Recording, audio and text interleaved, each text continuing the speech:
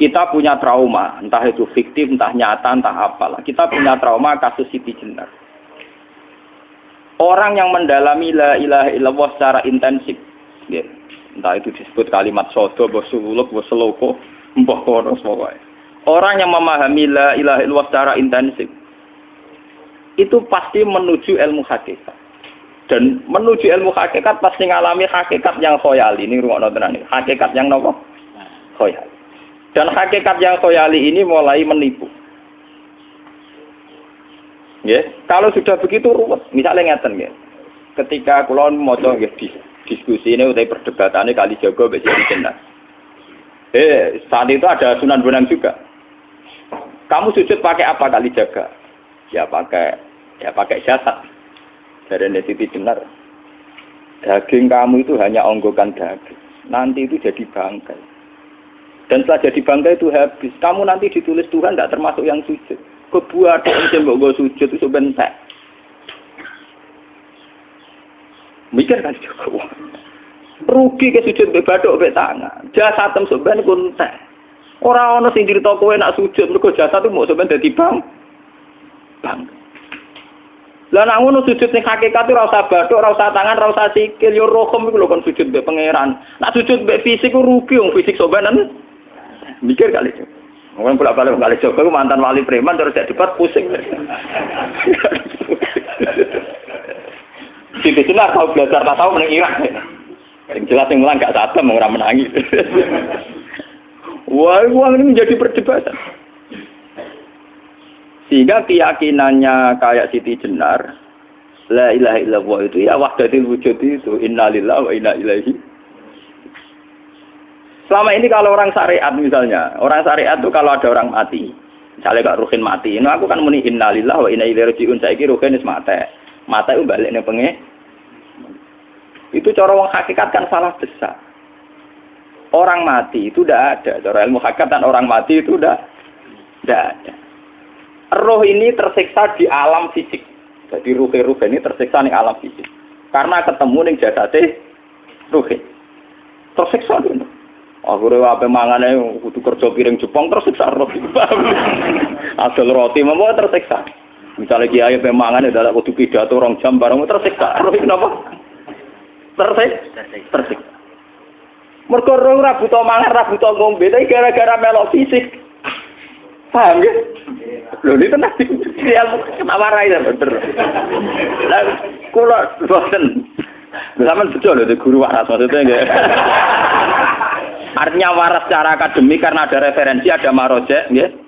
Waras secara hakikat. Kula niku mau merasake sampean wis ilmu hakikat. Artinya saya juga ngalami ilmu hakikat.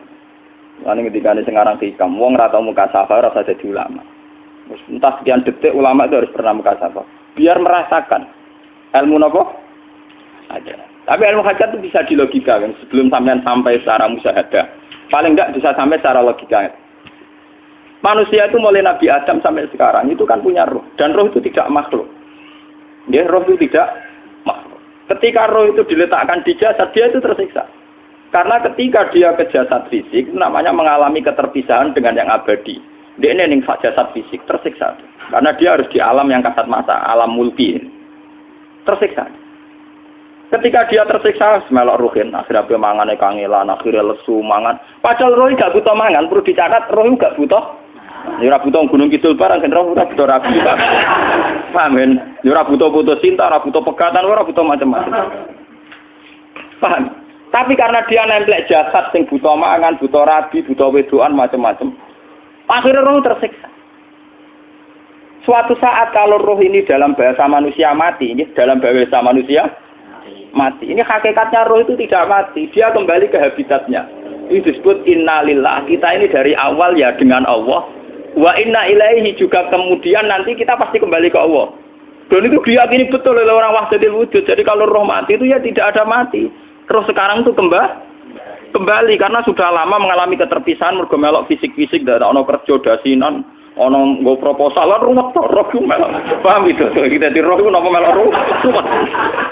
Lah roh ya tersiksa ngaku ra butuh mangan, ya ra butuh proposal bocah ngalor. Itu tersiksa. Makanya dalam cerita-cerita Jalaluddin Rumi yang otentik di kitab-kitab begitu. Ketika beliau mau meninggal, muridnya itu nangis. Dari Jalaluddin Rumi, kamu jangan nangisi saya ini mau pesta, saya ini mau pesta perkawinan. Kamu tidak merasakan penyesalan saya. Saya ini lama menyesal karena harus hidup bersama kamu. Terus saya ini tersiksa karena ngalami alam yang rusak, yang fana. Alam yang fana. Harusnya roh saya itu di alam abadi, bukan di sini. Maka jangan tangisi kematian saya. Kematian saya adalah kembalinya roh ke habitatnya. Semenjak itu kematian dianggap malam perkawinan. Karena roh kembali. Walhasil ngene iku cara ilmu tasawuf bahasa Arab jenenge wahdatul wujud, kena Jawa Yogya Solo keadaan iku jenenge manunggaling kawula. Mergo sing rawan ngono rugen lho, Pak. Nek tak terangno detail. Dadi bathuk mesti iki buku sujud kan niku sampeyan ilang. Dadi seksine ora ono cara teorine sinten Siti? Rugi kowe. Jadi ya gento. Kali siapa mantan preman jak debat terus ora ngono mbok terus tak pateni kowe. Lah debat ilmiah ra iso. Premane kumat.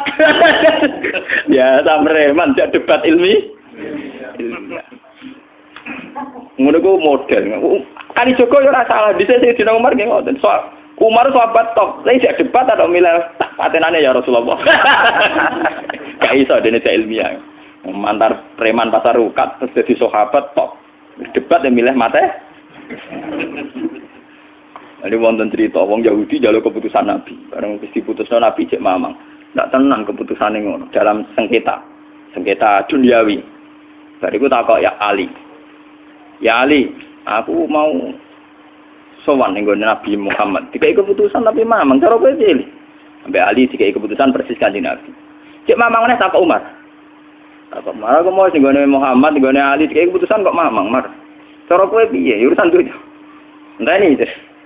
Entah dia melepuh buat apa? Uang diputus Nabi ora marah. Buat mati. Awe. Mereka mantan apa? Cara mantan intelektual atau intelektual kan ya wajar nggak uji kok percaya Nabi. Kan bareng cara Ali sederhana. Gak percaya wis kandhani. Ora mesti cara Ali kan. Lah ora apa patene. Ya wajar wong Yahudi kok percaya Nabi, nek percaya ora situ Yahudi Muslim. Lah Ali situ Gus Dur. Lah Gus Dur ra beda piye tenang. Ali nyen ngoten watake ngoten. Nasibe padha. Ali itu ilmuwan yang jadi presiden gak sukses. Sing niru Gus Dur. Mergo ning dinggo nek wong pinter mimpin ra sukses. Wong pinter gampang maklumi. Lah misalnya kita jadi kiai wong pinter. Pak Yai santri ini pacaran. Maksud itu jangan anak cerita besok. Wah, ruwet. Terus malah dalil zinalina subuh syahwat minan. Piye pondok tanpa pelaturan. Paham ya? Ruwet dah. Mulane aja geman, iki kiai pinter teman-teman aja geman. Sing biasa wae ana syariate sithik-sithik. Sing kamane ana santri pacaran tersinggung, ana santri nakal tersinggung. Sing ana rasane lha donya ana napa? Nek guru kula nu urusan ilmu semi hakikat. Mon gitu. Sehingga kayak Siti Jenar, cara pandang Siti Jenar itu masuk betul ning gone pemikiran para santrinya. Kados Ki Ageng Pengging, siapa masuk betul karena masuk akal. Cara mereka napa? Betapa tidak ada artinya fisik ini. Nah, kalau semua fisik ini tidak ada artinya, kemudian yang ada artinya itu roh, perjalanan apa? Perjalanan roh, sehingga diartikan inna lillah wa inna ilaihi raji'un. Inna sholati wa nusuki wa mahyaya wa mamati ku lillah. Lah kemudian sekarang sampean tak tanya misalnya ini latihan ilmu hakikat. Wa mahyaya lan penguripan ingsun. Kalau ingsun artinya fisik atau jasad, itu keliru besar karena jasad tidak pernah hidup. Yang hidup itu roh. Paham ya? Sekarang artinya wama mati itu apa? Kematian ingsun. Kalau roh itu tidak pernah mati, berarti kematian roh adalah keterpisahan dengan yang agung atau yang abadi. Dan semuanya itu lillahi rabbil alamin. Sehingga mereka mengatakan kematian itu satu pesta. Mulane kados Bilal ditakoki, ya Bilal, ketika murid-muridnya nangis bergape mati, Bilal ge seneng ae. Godan nalqal ahibbah Muhammad dan wa hisbah. Ya nak mati malah seneng kok ketemu kekasihku. Sebab itu kematian tidak pernah jadi problem bagi mereka sing soleh, sing menembus ilmu hakikat. Paham? Tapi ilmu hakikat kayak ini itu yang diyakini Siti Jenar, diyakini Jalaluddin Rumi, diyakini para wali-wali wahdatul wujud. Dulu Syekh Husain sinten Al-Halal. Itu kemudian melahirkan prahara syariat. Prahara apa? Syariat. Sebab itu Wali Songo, oke Siti Jenar benar dalam filosofinya, tapi harus dibunuh. Karena menjadi prahara syariat. Sama dengan yang dikatakan Nabi itu benar, tapi menjadi prahara syariat. Akhirnya disomasi oleh Umar radhiyallahu anhu. Jadi sebetulnya sama, pola-pola ceritanya sama. Intinya sebuah ilmu hakikat harus dikawal napa? Syariat. Nggih kula bolak-balik, contoh paling gampang wit pisang. Wong nak mangan gedang kulitnya tetap dibuang. Tapi umpama gedang dari awal ora usah kulit, ra sido dadi gedang. Paham nggih? Meskipun kon ape dipangan ya dibuang. Tapi kita tidak bisa membayangkan pisang dari awal tanpa napa? Mbah kekeringan, mbah bosok, mbah ra sido dadi napa? Pisang. Terus pentingnya syariat lagi begini, gitu. Malah penting ngaji wali-wali syariat yang pinter kados Sunan Kudus, kados Sunan Bonang. Andai kan tidak ada syariat itu dunia pun mesti rusak. Contoh paling gampang masalah pornografi, porno aksi. Jadi jenar aja omongi ngono ibu ngakak-ngakak deh. Dari pangeran wis pirsa, kowe nek klambi pangeran ora tentora ya ora usah klambenan. Wong ora ana gunane. Kalau yang paling penting itu nazarullah, kenapa kowe klambenan barang? Wong kowe klambenan ora pangeran tetep pirsa. Nyatane si jenar nak mulang nggih coba klambenan nah intine napa? Dinya ada nabi Sunan Bonang. Nah, aku percaya kabeh nazarullah, ora usah napa? Klambenan. Tetapi teori ora usah klambenan iki dinggo tenan. Mulane nek pas do wiridan aliran sesat, ciri utama. Kira klambenan tenan. Lah ruwet to. Lho iki tenan iki cerita. Iki pentingnya ngaji nggih. Ben sampean ngerti variasi riwayat, kemudian kita orang syariat harus kayak apa, kemudian kenapa menjadi aliran wahdatil wujud. Lah terus kita ini kan orang syariat. Memang kelemahan orang syariat itu akeh kok sampean-sampean siji mesti ra kramat. Modele ora di duwe bingung, ruwet. Urip wong syariat lho apa? Dineng bojo wedi, dineng tangga wedi, pengaruhe menurun. Pancen orang syariat itu banyak kriminal tauhidnya itu memang jelas. Malah kiai-kiai fikih nak ketemu kiai-kiai sing setengah jadah wedi mergo iso nebak atine. Dene meriang langsung. Sing kiai ora tau salat keramat padahal ngambungan wong. Sing dina salat pas waktu kok ora tau keramat. Wong ape buah utang tanggane keramat apane? Sing kono ngawur-ngawur sowan pirang.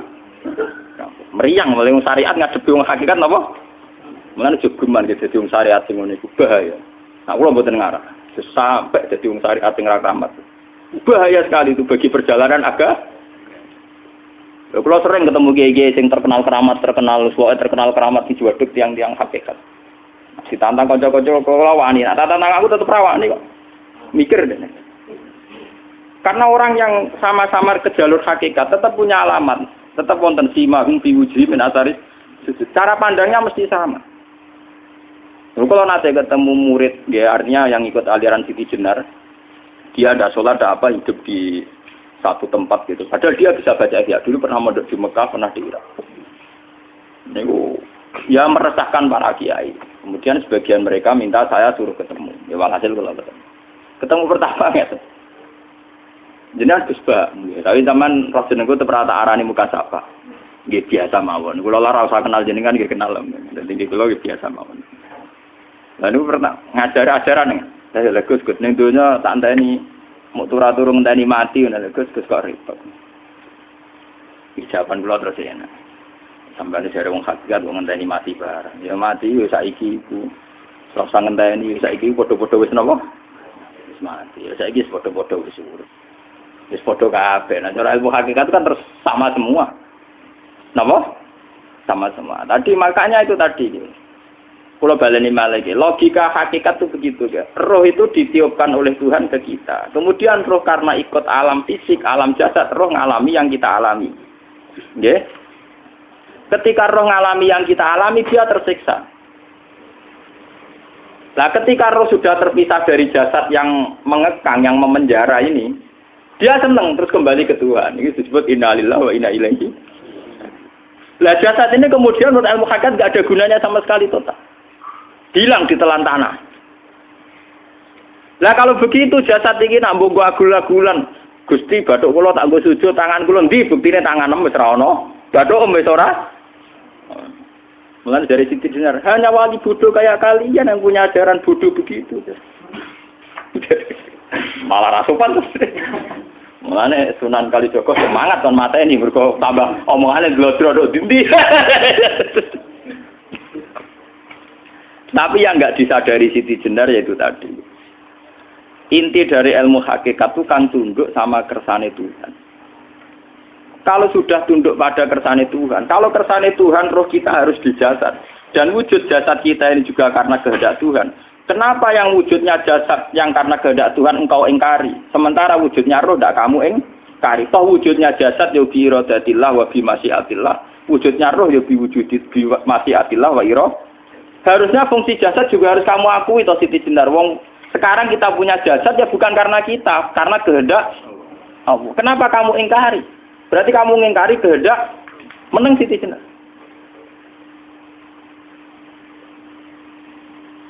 Makanya hakikat yang pertama saya itu pasti khayal. Lah Siti Jenar itu hakikatnya baru yang sampai khayal itu. Jika dia tersesat. Sebetulnya kalau sudah hakikat beneran itu tidak perlu khayal begitu. Artinya tidak perlu khayal jasad kita sing senajan ora ana gunane ini. Tetap piye wae wujudnya karena kehendak Allah. Juga kita harus terima. Apapun kekurangannya, apapun kenaifannya, ironisnya harus kita terima. Ini sebagai bentuk penerimaan kita pada masyiatil. Begitu juga keadaan roh kita sebagai penerimaan atas masyiatil. Meskipun ada teori-teori roh yang lebih valid. Lebih valid misalnya begini. Kanjeng Nabi itu suatu saat ininya terputus karena perang Uhud. Itu Kanjeng Nabi dolanan drijine ini. Napa cara niki napa jari jemarine Nabi putus. Iki dolanan. Jadi Nabi sendiri kadang sering ngajarkan ilmu hakikat. Hal lagi illa usbun udmiyat wa fi sabilillahi ma lafitu. Kowe ora trimo fisik, bentuk fisik jari jemari sing ditebir berdarah. Tapi nak kowe wis fi sabilillah ayo wis balik ning habitatem. Sehingga kenapa para sahabat itu ketika dicincang, ketika putus tangannya, putus kakinya, sahabat yang usul ke ilmu hakikat itu malah senang. Karena jasad kita ini kan ila sabilillah menuju jalan Tuhan. Sekali dia sudah terluka fisabilillah itu sudah menemukan formatnya. Cara teori Cina sudah menemukan formasinya. Paham gitu? Orang kok malah ngeluh itu berarti goblok kena ngeluh. Paham tak? Paham apa? Jadi, makanya Nabi ngertikan ya itu sudah ketemu formatnya. Ketika rohnya para syuhada nanti kembali ke Tuhan, ya ketemu formatnya lagi. Itu disebut wala taqulu lima yuqtalu fi sabilillahi amma. Dia tidak mati sesuai formasi awal, yaitu roh kembali ke Tuhan dan jasad ikut mengawal. Nah itu Nabi kadang ya pakai ilmu hakikat begitu. Mulane kula bolak-balik matur, kula niku nggih mulai umur 20 tahun napa pinten. Kula asline nggih gadah penyakit dan ekstrim penyakit saya. Sampai saat ini kalau nak ngobatno ndak lebih 50%, karena saya tetap berpikir. Misalnya cara syariat kan berubah, tapi cara hakikat apa betul keberadaan saya di alam ini penting. Sehingga aku kepengen urip tak bela-belani ngantekan ratusan juta. Jangan-jangan penting mati ikuti bang uripku. Lah nak ngono lha apa tak bela-belani? Entek ratusan juta. Jadi misalnya kita berobat ya mau ya dari nabi kan berobat ya berobat. Pokoknya kita Islam masih mau gerutu kadang orang paham. Sekali kamu mengamati dengan sisi hakikat, coba sekarang sampean pikir, coba sekarang nggak pakai logika hakikat, pakai logika syariat saja. Saya ini misalnya asetnya 10 juta, misalnya, saya punya aset 10 juta. Tapi misalnya aku rugi nawan atau dipengaruhi di masa depan sama nih, kalau pulau kan sangane cara teori di masa. Misalnya kula ruhin, artinya kere di duit 10 juta aset. Tujuan saya sembuh kan supaya aku iso sembuh sehat, engkau iso kerja untuk anak. Tapi karena saya sakit nanti operasi ndak 10 juta. Operasi ndak 10 juta. Wong aku urip era mesti iso marisi anak. Apa meneh nek duit 10 juta tak ada gue berobat malah jelas ra iso marisi. Lah nak ngono penting matiku ya dibanding 10 juta. Karwan iso diwaris langsung. Sementara anak aku mari dibiayai 10 juta, rong mesti mari 10 juta mesti entek. Artinya tidak ada jaminan kalau berobat itu secara visi ke depan lebih baik. Soalnya malah ngentekno donya nggak jelas akibat positifnya. Misalnya tetap lumpuh, duwe teori loh. Bapak artinya apa? Teori hakikat tetap lebih benar bahwa hidup itu tidak ada artinya. Semua itu tidak ada artinya. Berobat apa enggak berobat semuanya tidak ada arti. Teori loh gini. Sehingga kalau kita tengah-tengah aja tengah-tengah. Kasus kula misalnya lara nggih berobat. Gusti separuh kalau ngelakoni syariat, tapi sebagai kalau ulama kekeh, separuh kalau lakoni apa? Jadi kalau tetap buatan ngarah obat 100%. Tapi orang ngarah berobat, orang kalau tiang apa? Syariat. Tapi memang faktanya itu begitu. Cara Kanjeng Nabi kadang Kanjeng Nabi berobat. Kadang Kanjeng Nabi wis nikine tercincang digeguyon. Wah lagi illa usbuun udwiyat. Ora kok driji sing gak melok-melok. Nah, bukti bahwa jasadnya begitu tidak penting. Kayak Sayyid Hamzah. Menurut Sayyid Hamzah nganggep wahyu bentone ra karuan. Kalau teori Siti Jenar itu benar, teori Jalaluddin Rumi benar. Benar teorinya lho, ora kok ra salate lho, nggih. Maksudnya kok nganut ra salate. Benar cara analisis roh. Ketika Sayyid Hamzah dinyatakan mati oleh manusia, oleh hukum manusia dinyatakan mati karena dia sudah tidak bergerak. Dalam teori hakikat kan rohnya Sayyid Hamzah sudah fi khawasili tuyurin khudrin. Rohnya sudah diambil Tuhan, tidak mati. Paham ya? Ketika rohnya Sayyid Hamzah sudah diambil, jasad ini sudah tidak punya rasa. Sekarang secara syariat kasat mata kita tahu, wong jasad nak diinfus, di sayat-sayat dioperasi ora krasa. Apa meneh saiki ruhe wis bisa. Lah ya jasad itu cek gampange, dioperasi dibius saja terus tidak kerasa. Apalagi rohnya sudah diambil. Lah saiki bayangkan. Ketika Sayyid Hamzah itu sudah di atas. Niku kira-kira delok wahsi ra wong bentuk. Lho wong kok baca igabus. Ketika jasad benar-benar tidak penting, kemudian jasadnya Sayyid Hamzah kan dicincang oleh wahsi. Ketika rohnya sudah diambil kan Hamzah tidak merasakan. Berarti Sayyid Hamzah guyu-guyu wahsi. Wahsi cek bentuk nih gabus dicincang. Paham ya? Lho niki tenan. Artinya ketika pandangan manusia iba kepada Sayyid Hamzah karena dicincang, dimutilasi oleh wahsi. Wahsi tidak mengalami Pak Sinten, Sayyid Hamzah tidak mengalami apa-apa karena rohnya sudah bersama Tuhan. Dan iso wae Sayyid Hamzah malah guyu-guyu wahsi. Cek goblok gabus kok dicincang. Lah nak ngono rak mirip, makanya dalam hal ini itu dalam teori roh itu sebetulnya Siti Jenar tidak sesat dalam teori roh. Tapi jangan katakan itu penemuannya Siti Jenar. Siti Jenar itu terlambat. Sebelum itu ada Husain Al-Khallas, sebelum itu ada Jalaluddin Rumi, sebelum itu juga ada sahabat, ada nabi. Cuma cara aplikasinya Siti Jenar melenceng. Jadi jangan katakan kok tak kampus-kampus, itu pendapat Siti Jenar itu malah goblok meneng. Siti Jenar itu sanut, paham nggih maksud apa? Wis anut. Nah, teori yang sama terjadi pada Yesus Kristus. Ketika Yesus misalnya secara lahir dicincang, dimutilasi, diapakan oleh orang Yahudi. Sebetulnya rohnya dia sudah bersama Tuhan, kembali ke Tuhan Bapa, nah cara Kristen. Nah cara Islam ya balik ning pangeran. Andaikan itu iya, itu ya tidak ada masalah karena hakikatnya dia tidak dicincang, tidak dibunuh.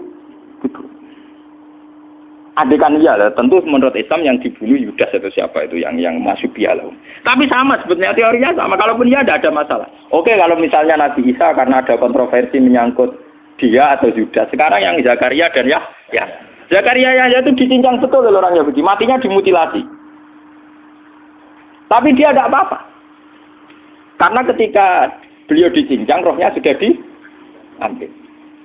Ini rumah tenan kan, bener untuk kendel mati paham kan ya. Jadi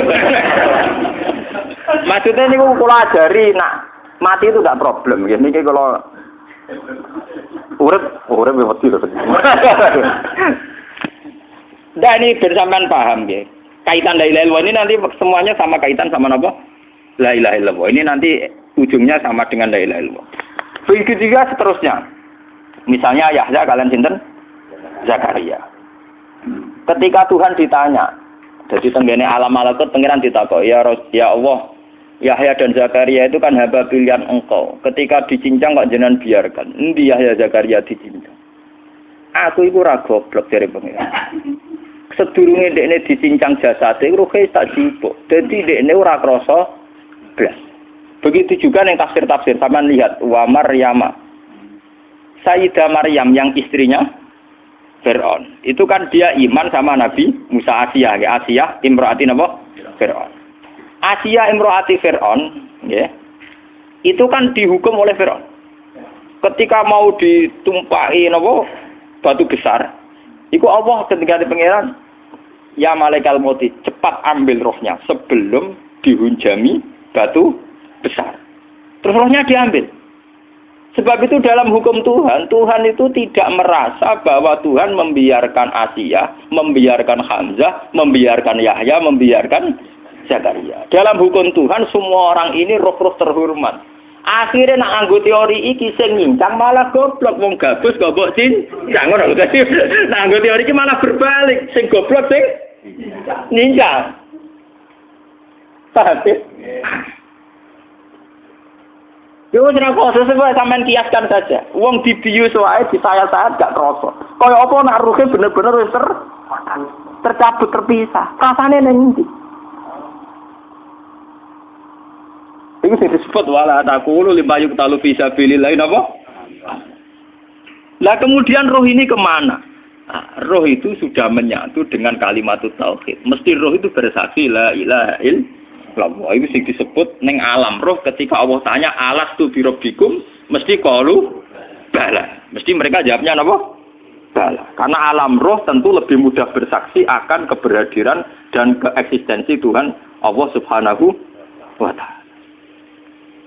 Paham ya ini zaman penting. Nah, ketika kalimat tauhid sudah menyatu kayak begini, itu mesti kalimat tauhid sing mesti langsung untuk swarga. Itu dimaksud Nabi mustaiqinan biha qalbu mukhlishon biha qalbu. Ati itu qalbu kan nggak bisa kamu artikan jantung atau liver kayak teori modern sekarang. Misalnya qalbun itu apa? Jadi kiai qalbun itu jantung. Nak ngono beda mek liver. Lah nek liver apa kabidun niku akal-akalan aja padha ora paham. Bahasa kolbun, fikrun, aklun itu sesuatu yang misteri.